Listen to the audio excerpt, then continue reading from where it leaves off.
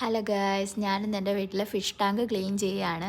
അപ്പോൾ ആദ്യം തന്നെ നല്ല അഴുക്കുണ്ടായി. അപ്പോൾ ആദ്യം തന്നെ ആ ടാങ്ക് എടുത്ത് മൊത്തം സാധനം അതിന് വെളിയിലിട്ടിട്ട് ഫിഷിനെയൊക്കെ ആദ്യമേ പിടിച്ച് മാറ്റിയിരുന്നു കേട്ടോ. എന്നിട്ട് അത് ഫുൾ ക്ലീൻ ചെയ്തു. ആദ്യം തന്നെ ഫെർട്ടിലൈസർ സോയിലിട്ട് കൊടുത്തു. ഇതിട്ടാലേ ചെടി അധികം വളരത്തുള്ളൂ.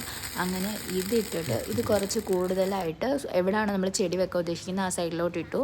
ബാക്കി ഫുൾ ഫിഷ് ടാങ്കിൽ കിടന്നിരുന്ന നേരത്തെ കിടന്ന സോയിലും അതിനൊക്കെ ആ സ്റ്റോൺസും ഒക്കെ ഫില്ല് ചെയ്ത് കൊടുത്തു. ഇതൊക്കെ കുറേ നാളായിട്ട് പകുതിയെല്ലാം പോയി.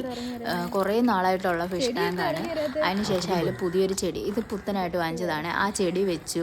ചെടി ആ സോയിലോട്ട് കുറച്ച് ഉള്ളിലോട്ട് വെക്കണം. എന്നിട്ട് കുറച്ച് സോയിൽ അതിൻ്റെ മണ്ടയ്ക്ക് ഇട്ട് കൊടുക്കണം.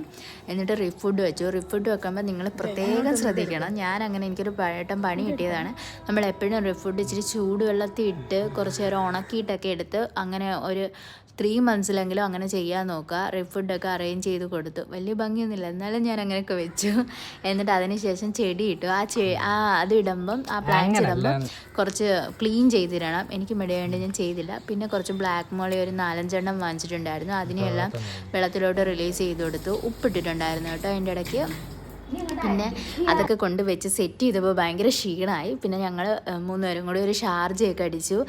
അടിച്ച് കുടിച്ചു. കുറച്ച് പഴം കൂടിപ്പോയി. എന്നാലും പഴത്തിൻ്റെ അളവ് കൂടിയാലും നമ്മൾ പിന്നെ കുഴപ്പമില്ല. ഞങ്ങൾക്ക് ഭയങ്കര ഇഷ്ടമാണ്. ഞങ്ങൾ കൊച്ചിലെ മുതൽ ഒരു 8ാം ക്ലാസ് മുതൽ ഞങ്ങളിങ്ങനെ ഷാർജയൊക്കെ അടിച്ച് കുടിക്കുന്നതാണ്. അങ്ങനെ ഞങ്ങൾ ഷാർജ ഉണ്ടാക്കി, ഓറിയോ ബിസ്ക്കറ്റൊക്കെ ഇട്ട്. ഇത് ഞങ്ങളുടെ സ്ഥിരം വകുപ്പാണ്.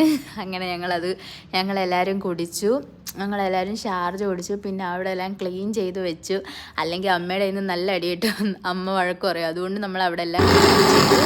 അതിൻ്റെ ഇടയ്ക്ക് ജിമ്മി ആണെങ്കിൽ ഭയങ്കര പാടായിരുന്നു. അവനെ ഇപ്പം അഴിച്ചു വിടണം. അങ്ങനെ പോയി അവനെ കുളിപ്പിച്ചു. അത് കഴിഞ്ഞ് ഇങ്ങനെ കെട്ടിയിട്ടപ്പോൾ അദ്ദേഹം ഇങ്ങനെ നടന്ന് കറങ്ങുകയാണ്. അപ്പോൾ അത്രയേ ഉള്ളൂ. ബൈ.